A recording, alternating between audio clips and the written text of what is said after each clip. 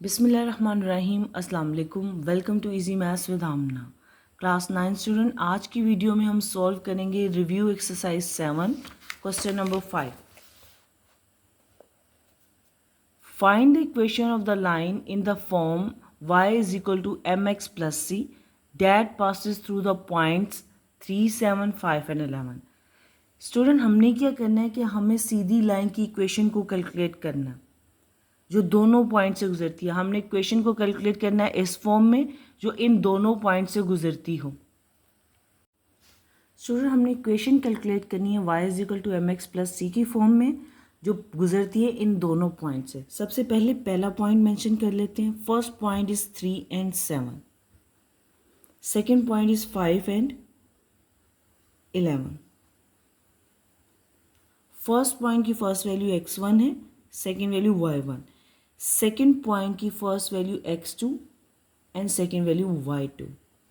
Equation हमें जो बनानी है वो है y is equal to M X plus C की फॉर्म में इन दोनों पॉइंट्स को यूज़ करते हुए।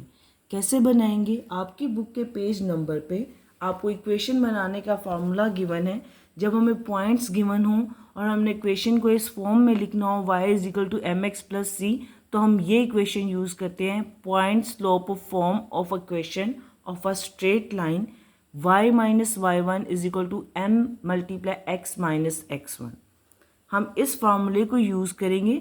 इस फार्मूले को यूज़ करते हुए हम स्ट्रेट इक्वेशन को स्टूडेंट कैलकुलेट कर सकते हैं। फार्मूला यूज़ करते हैं y minus y1 is equal to m into x minus x1। अब y1 और x1 पॉइंट हमारे पास गिवन है स्टूडेंट। हमारे पास क्या नहीं है? स्लोप नहीं है। स्लोप कैलकुलेट करने के लिए हम पॉइंट्स को यूज़ करेंगे। सबसे पहले हम स्लोप कैलकुलेट कर लेते हैं। स्लोप का फार्मूला क्या है? m is equal to y2 minus y1 divided by x2 minus x1। Value substitute करते हैं।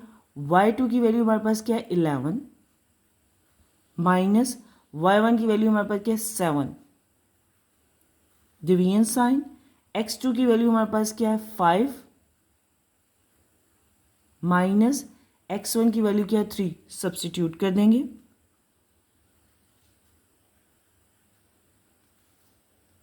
नेक्स्ट स्टेप में कैलकुलेट करते हैं।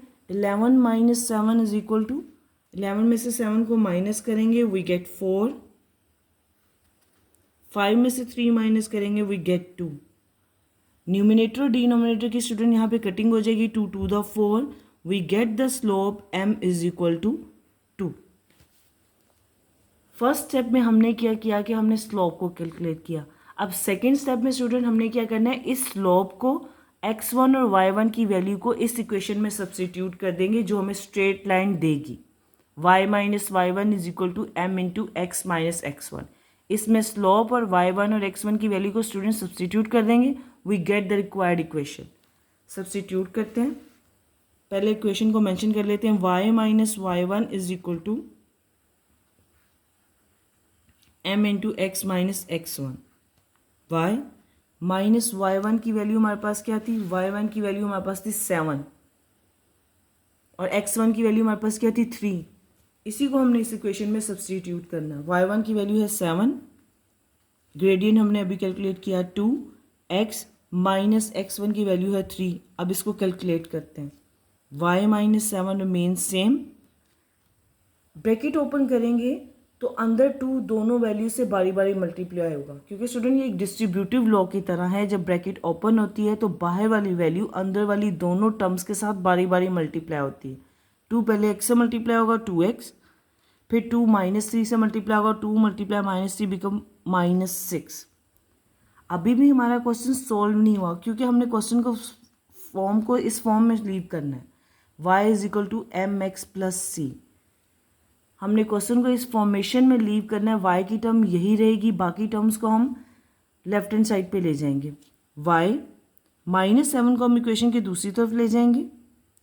2x minus 6। जब स्टूडेंट माइनस 7 की टर्म इक्वेशन की दूसरी तरफ जाएगी तो minus sign change into positive 7।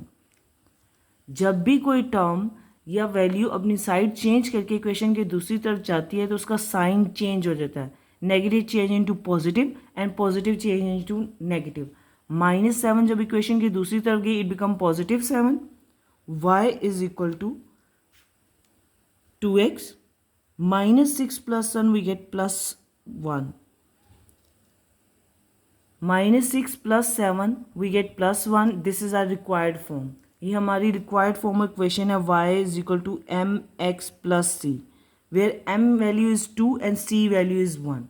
Student, this is our required answer. If you found this video helpful, don't forget to like, share and subscribe to Easy Maths with Amna. Allah Hafiz.